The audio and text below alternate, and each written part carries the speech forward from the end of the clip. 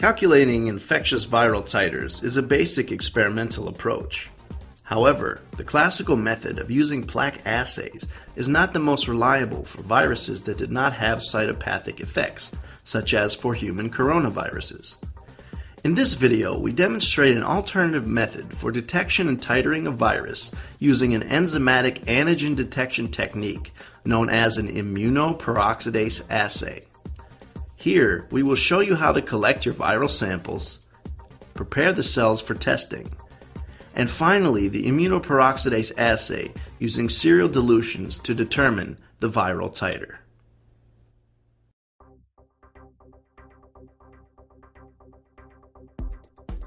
Hi, my name is Dr. Pierre Talbot, Director of the Laboratory of Neuroimmunovirology at the Armand-Frappier Institute in Laval, Quebec, Canada. Today we will demonstrate how to quantify human coronaviruses strains OT43 and 229E, which are prototype strains of these viruses, which don't produce plaques in culture. So we have developed an assay to go around this problem. This is called the Immunoperoxidase Assay.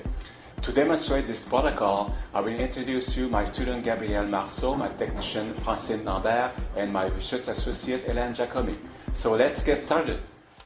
First, we want to prepare our tissue samples.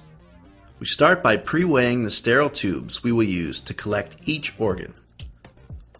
Once we've determined the weight of each empty tube, we'll quickly dissect the organs of interest in sterile conditions. Then keep them on ice.